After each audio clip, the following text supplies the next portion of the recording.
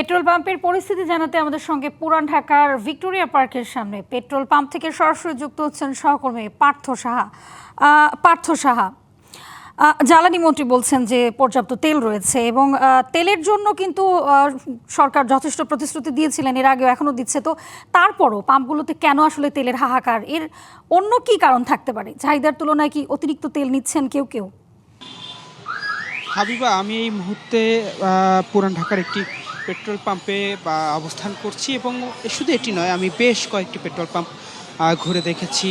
যারা ভোক্তা রয়েছেন এবং পেট্রোল পাম্প কর্তৃপক্ষ যারা রয়েছে, আমরা কিন্তু দুই পক্ষের সঙ্গে আসলে কথা বলছি। ভোক্তা যারা রয়েছেন তারা বলছেন যে দীর্ঘ লাইনে দাঁড়ানোর পরেও তাদের যে কাঙ্ক্ষিত চাহিদা অনুযায়ী যে সরবরাহ সেটি কিন্তু মিলছে না। কর্তৃপক্ষ বলছে যে ডিপো থেকে তাদের সরবরাহ আসলে স্বাভাবিক সময় যেটি থাকে তার থেকে অনেক অংশেই কমে এসেছে। তাদের সরবরাহ না থাকায় তারা ভোক্তাদের চাহিদা অনুযায়ী কিন্তু সরবরাহ করতে পারছে না। আমি যে পেট্রোল পাম্পটিতে দাঁড়িয়ে আছি এটির নাম কিউজি সামদানি পেট্রোল পাম্প। এটি কিন্তু বলা হচ্ছে welcome to the Dhaka city first petrol pump, অর্থাৎ ঢাকা শহরের প্রথম পেট্রোল পাম্প কিন্তু এটি পুরান ঢাকায় ভিক্টোরিয়া পার্ক সংলগ্ন।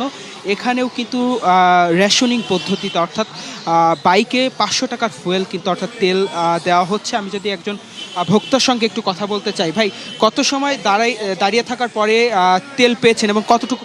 অনেকক্ষণ পর আধা ঘন্টার উপরে হইব। এই 500 টাকা তেল নিলাম। নগদ নিয়ে এলো হার না মানা হার অফার।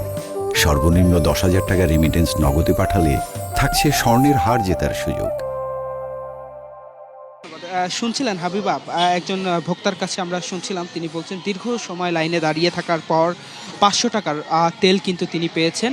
এবং এখানে যারা কর্তব্যরত রয়েছে তাদের সঙ্গেও একটু কথা বলার চেষ্টা করি। একটু বলবেন যে তেল সংকটের যে কথাটা শোনা যাচ্ছে এটা কতটুকু সত্য? আপনাদের তেল সংকট 100% সত্য, 100%।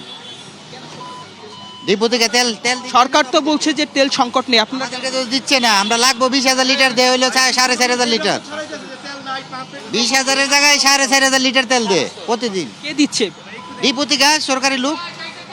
ধন্যবাদ। যেমনটি শুনছিলেন, পেট্রোল পাম্প কর্তৃপক্ষ তারা কিন্তু বলছেন যে ডিপো থেকে আসলে তাদের যে চাহিদা সেই অনুযায়ী সরবরাহ কম, যে কারণে তারা ভোক্তাদের লিমিটেড একটি তেল তারা দিচ্ছেন, অর্থাৎ রেশনিং পদ্ধতিতে 5 লিটার, 4 লিটার, 500 টাকার, 600 টাকার, এভাবে কিন্তু তারা যে রেশনিং একটি চার্ট তৈরি করেছে সরকার কর্তৃক বলা হয়েছিল, সেই অনুযায়ী কিন্তু তারা তেল পাচ্ছে। এবং তারা বলছেন তাদের যে রেশনিং পদ্ধতিতে তেল, সেই পদ্ধতিতে তেল সরবরাহ করছেন। ডিপো থেকে তারা পর্যাপ্ত পরিমাণে যে চাহিদা ভোক্তার, সেই চাহিদা অনুযায়ী তেল তাদের পেট্রোল পাম্পে সরবরাহ হলে তারা আবার স্বাভাবিক পর্যায়ে, অর্থাৎ ট্যাঙ্কি ফুল করে যার যে চাহিদা সেই চাহিদা অনুযায়ী তেল দিতে সক্ষম হবে। হাবিবা, এই ছিল আমার কাছে বর্তমানে সর্বশেষ। জি, ধন্যবাদ আপনাকে।